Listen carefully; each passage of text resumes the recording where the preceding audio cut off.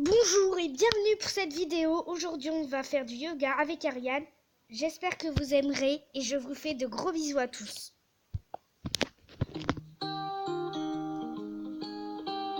Salut les yogis, c'est Ariane. Aujourd'hui je vous propose une séance de yoga accessible aux débutants pour construire la force dans le corps. Donc ce qu'on va faire, c'est qu'on va travailler notamment la posture de Chaturanga, qui est une espèce de pompe yogique et que l'on répète assez souvent en yoga et qui permet justement de construire la force dans le corps de manière harmonieuse. D'autre part, il y a un autre aspect qu'on va voir aujourd'hui. On a dans le corps, selon les principes du yoga, on a 3 verrous d'énergie. Mula Bandha, qui se trouve entre le périnée et l'anus, Uddiyana Bandha, qui se trouve à environ 3 doigts du nombril, dont on parlera aujourd'hui, et Jalandhara Bandha, qui se trouve dans la gorge, mais qu'on n'abordera pas aujourd'hui. Donc en fait, l'idée, c'est de concentrer la force dans certaines postures sur Uddiyana Bandha, de manière à justement pouvoir construire la force. Donc, je vous invite à commencer par vous allonger sur le dos, de placer vos paumes de main contre le sol, activer les pieds vers le ciel, activer les jambes. On va prendre une grande inspire et on va lever les jambes à 90 degrés vers le ciel. Donc, si vous n'arrivez pas à tendre les jambes, c'est pas grave, gardez-les pliées, sinon essayez de les allonger. Donc on va prendre une grande inspire et à l'expire, on va penser Uddiyana Bandha et on va penser à ramener le bas du dos vers le sol. On prend une grande inspire à nouveau et à l'expire, on descend les jambes à 45 degrés, toujours en gardant le dos plaqué au sol, et à l'inspire, on ramène les jambes à 90 degrés. Expire sur place, on prend une inspire, on plaque le bas de la colonne au sol et à l'expire, on descend à 45 degrés. À nouveau, inspire, on revient à 90 degrés. Expire, on relâche le ventre. Inspire, on allonge les jambes, on ramène la colonne vers le sol. Expire, on descend. Cette fois-ci, on va rester 3 respirations. Longue et profonde inspire et expire.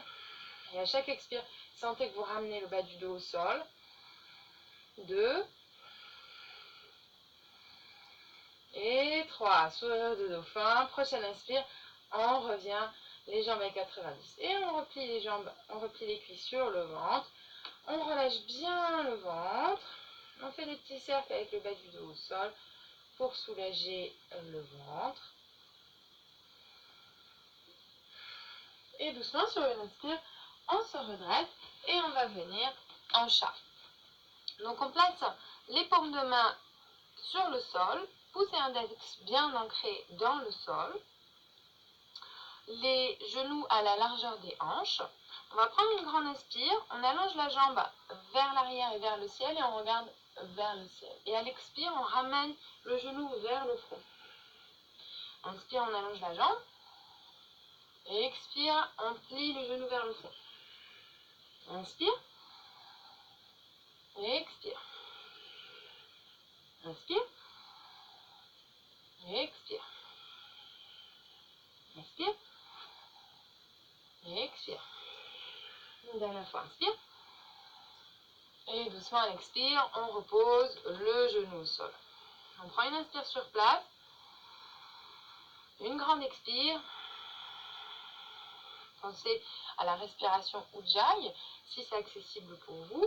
Inspire de l'autre côté, jambe gauche, on regarde vers le ciel, on étire le ventre et à l'expire, on éloigne les omoplates l'une de l'autre, on ramène le genou vers le front. Inspire et expire. Inspire et expire. Inspire et expire. Une dernière fois, inspire. Et doucement à l'expire, on repose le genou au sol. On prend une inspire sur place, une expire. Prochaine inspire, on fléchit la cheville droite, on allonge la jambe droite vers l'arrière et on fait la même chose avec la jambe gauche. Donc on vient en planche. Donc ici déjà, je vous conseille en fait de voir si pour vous c'est plus accessible en posant les genoux au sol. Donc faites un test. Il faut que vous puissiez être relativement confortable dans la posture.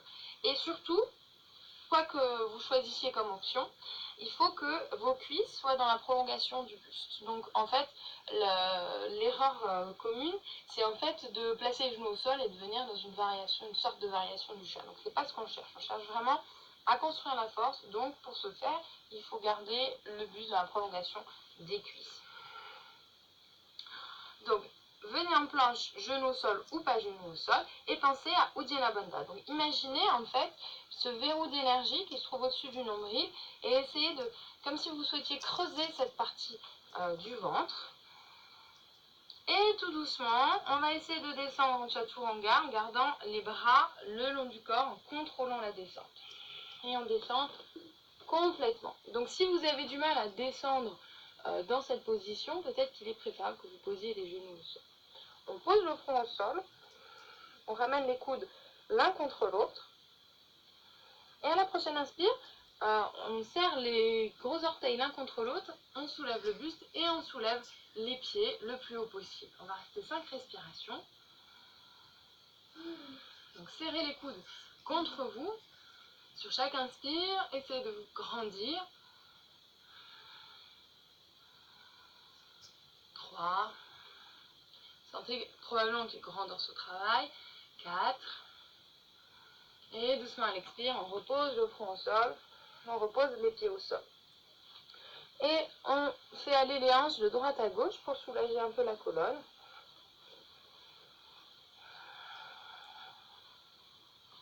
On fléchit les chevilles, on va pousser dans les mains et sur une inspire, on va venir en Urdhva Mukha, en chien la tête en haut. Donc les genoux ne touchent pas le sol, le dos des pieds est bien ancré dans le sol, et alors surtout ne vous affaissez pas. C'est-à-dire ne relâchez pas les épaules vers le sol, mais au contraire poussez dans les mains et utilisez les muscles du dos pour vous grandir. Et on regarde vers le ciel si c'est possible. À chaque inspire, grandissez-vous. À la grande inspire.